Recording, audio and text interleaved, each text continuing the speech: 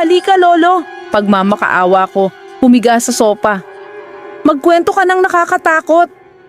Tumawa si Lolo pero hindi tumingin mula sa kanyang tsa. Hindi ba kayo, mga bata ngayon, nagbabasa ng nakakatakot na mga kwento sa mga, ano nga ba ang tawag nyo? Tablet? Hindi. Gusto ko ang nakakatakot na kwento mo. Tumigil ang kanyang kutsara sa paghahalo. Dahan-dahan niyang ibinaba ito. Sige. Ngumiti ako. Nakuha ko siya. Sumandal siya. Sumisipsip ng kanyang tsaa. May isang aso. Ang pangalan niya, Afala, ay Charlie. Pangit na pangit, isa lang ang mata. Palaging mukhang halos patay na. Pag-ari siya ng isang lalaking nagngangalang Earl Thomas na tinatrato si Charlie na parang basura. Bakit walang kumuha kay Charlie? Masyadong maliit ang nayon, wala kaming pulis. Nung panahong yon, hindi nakikialam ang mga tao sa isa't isa. Kahit na hinila ni Earl ang aso sa kwelyo, sinipa siya, sinampal siya. Nakaramdam ako ng kirot. Kawawang aso. Oo, ang punto ay hindi kailanman nag-ingay si Charlie. Ni minsan, hanggang sa isang gabi, tumahol siya. Malakas, isang beses lang, narinig ng lahat sa kapitbahayan. Tumigil si Lolo. Kinabukasan, isang lokal na loan shark ang natagpuan na patay. Ang ulo niya ay nabasag sa likod ng diner. Nanlaki ang mga mata ko. Sa tingin mo ba may kaugnayan iyon? Well, walang nagsabi nito ng malakas. Pero pagkatapos ay tumahol ulit si Charlie 3 araw pagkatapos. Isang tahol lang. Kinabukasan, isang guro ang nadulas at namatay habang naglalakad pa uwi sa ulan. Ang lalaki ay may reputasyon. Alam mo na. Wow! At nagsimula na iyon, kalmadong sabi ni Lolo. Tuwing tumatahol si Charlie, may namamatay. Sinabi ng mga tao na ang aso ay sinumpa. Pinaghihinalaan ba nila ang aso? Hindi nila alam ang iisipin. Pero isang gabi, umangal si Charlie na parang binabalatan ng buhay. Kinabukasan, natagpuan siyang nakasabit sa isang puno.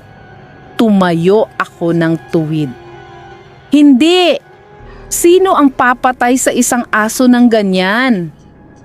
Si Earl, sabi ni Lolo. Alam ng lahat pero walang patunay.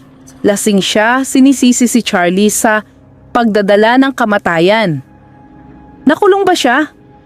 Hindi. Naglakad-lakad siya na parang walang nangyari hanggang sa 1 linggo pagkatapos. Ano ang nangyari? Ngumiti si Lolo. Nahulog si Earl sa riles ng tren. Hindi huminto ang tren. Nanikip ang tiyan ko. Siya, nahulog lang. Ganun ang sabi nila. Isang mahabang katahimikan ang sumunod. Inubos ni Lolo ang kanyang tsaa. Pero pagkatapos noon, nagpatuloy ang mga tao. Dagdag niya. Wala na si Charlie. Naging mapayapa ang nayon. Naisip nilang nasira na ang sumpa. Ang totoo, tumingin siya ng diretso sa akin. Hindi kailanman ito sumpa. Ano ang ibig mong sabihin? Tumayo siya at pinatay ang ilaw, iniwan ang silid sa dilim. Walang nakakaalam, tumatahol lang si Charlie kapag nakakita siya ng isang tao. Sabi niya sa halos mapaglarong boses, nanigas ako sa kawalang paniwala. Ang mga taong yun ay karapat-dapat sa kanilang kapalaran. Pero si Charlie, ang tanging kasalanan niya ay hindi niya naiintindihan. Ginagawa lang niya ang kanyang tungkulin bilang isang mabuting aso. Kawawang bata, ang silweta ni Lolo ay humarap sa pasilyo. Pero at least nakaganti siya, sabi niya, nang nakangiti. Lolo, katang-isip lang yon, tama ba? Tanong ko. Nanginig sa ilalim ng aking kumot. Well, hiniling mo ang kwento ko, tama ba? Tumawa siya. Iniwan akong mag-isa sa dilim. Hindi ako nakatulog ng gabing iyon. At hindi na ako nagtanong ulit kay Lolo ng kwento. Damhin ang kaba, damhin ang takot, damhin ang kilabot. huwag palampasin ang koleksyon ng mga maiikling kwentong horror na mag-iiwan sa'yo ng matinding panginginig. Mag-subscribe para sa isang nakakapanindig balahibong karanasan.